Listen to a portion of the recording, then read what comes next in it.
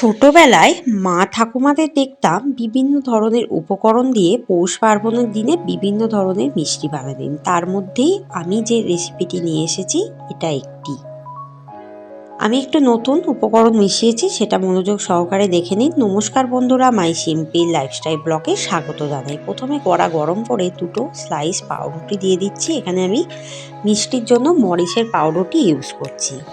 এবার আমি এখানে 2 কাপ ব্রাউন সুগার দিয়ে দেবো। ভীষণ হেলদি, যারা ডায়েট করছেন বা যারা সুগার রুগী তারাও কিন্তু খেতে পারবেন, সেই ভেবেই আমি কিন্তু চিনিটা দিলাম। এরপর দিয়ে দেবো 2 কাপ দুধ।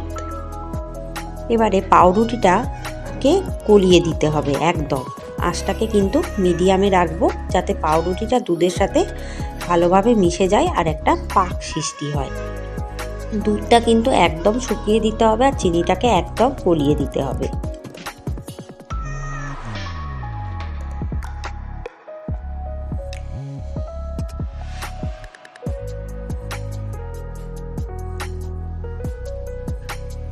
এরপর আমি বেশ কিছু ড্রাই ফ্রুট দিয়ে দিচ্ছি, 1/2 কাপের মতো, যেখানে আছে আলমন্ড, কিশমিশ আর ড্রাই ডেটস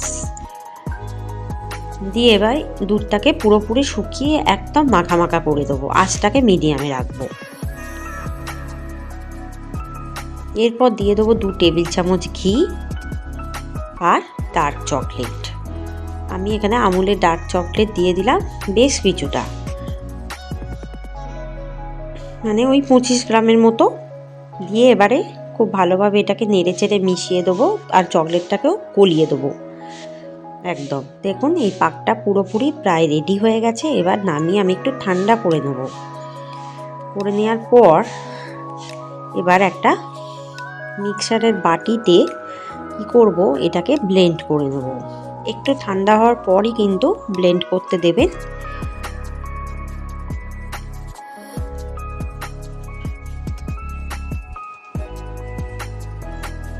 মিক্সার বাটিটা আমি ব্লেন্ড করে নেব। দেখুন ব্লেন্ড করা হয়ে গেছে। এবারে কড়াই দিয়ে দেবো 4 টেবিল চামচ ঘি। ঘিটা খুব ভালো মতো গরম করে নিয়ে দিয়ে দেবো চামচের সাহায্যে প্রথমে ওই ব্লেন্ড করা পাউরুটিটা, যেখানে আছে দুধ, চকলেট, ড্রাই ফ্রুট। কী হবে, ড্রাই ফ্রুটটা পুরোপুরি ব্লেন্ড হয়ে যাবে, তাই জন্য আমি এটা ব্লেন্ড করে নিলাম যাতে আরও স্মুথলি পাক তৈরি হয়। এবারে এভাবে দেবো কারণ হচ্ছে পড়ার মতো করে দেবো, কারণ যাতে তলার দিকটা ঘিটা লাগে আর ঘিয়ের একটা সুন্দর গন্ধ এই মিষ্টির মধ্যে ঢোকে। এবারে কি করব, একটু একটু করে আমি কিন্তু যাতে ঘিয়ের মধ্যে মিশে যায় সেইটা দেখব আর আঁচটাকে কমিয়ে দেবো। এইভাবে কিন্তু রেখে দেবো প্রায় মিনিট 15।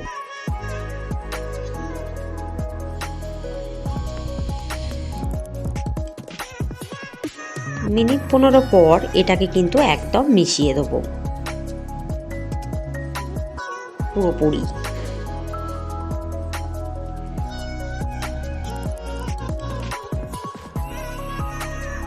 মিশিয়ে বেশ কিছুক্ষণ নাড়াচাড়া করব, 15 থেকে 20 মিনিট। 15 থেকে 20 মিনিট পর আরও 2টো স্লাইস ব্রেড আমি এখানে হাতের সাহায্যে স্ম্যাশ করে করে দিচ্ছি। আঁচটাকে কিন্তু একদম কমিয়ে দেবো। মোট কিন্তু এই মিষ্টিটা তৈরি করতে একটু ধৈর্য লাগে আর পাউরুটি লাগে 6টা। আরও 2টো পাউরুটি দিয়ে দিলাম, পুরো করে করে পুরোপুরি মিশিয়ে পাকের মতো তৈরি করব। আঁচটাকে একদম লোতে করে দেবো।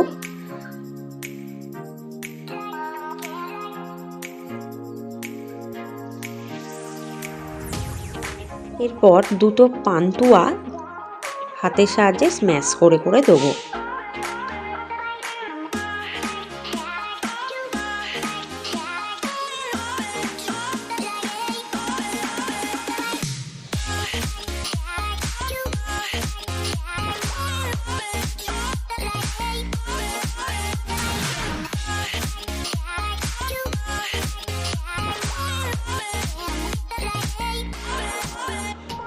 দেখুন পাকটা প্রায় রেডি হয়ে গেছে। এবার নামিয়ে একটু ঠান্ডা করে এটাকে কিন্তু খুব ভালোভাবে চটকাতে হবে, যাতে একদম মিহি পেস্ট হয়।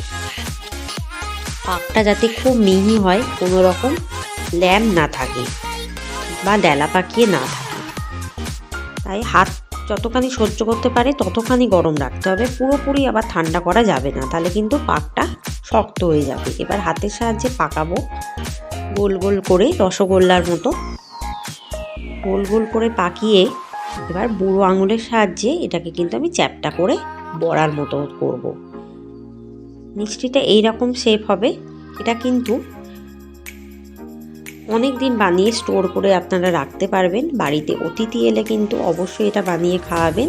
পৌষ পার্বণের দিনে এই রেসিপিটি বানানো যেতেই পারে, মন্দ লাগবে না। একবার খেয়ে কিন্তু অবশ্যই কমেন্টে জানাবেন। যদি না বানিয়ে খান তাহলে এর স্বাদ বুঝতে পারবেন না, এতটাই টেস্টি হয়। বুঝতেই পারবেন না যে পাউরুটি দিয়ে মিষ্টিটা বানানো।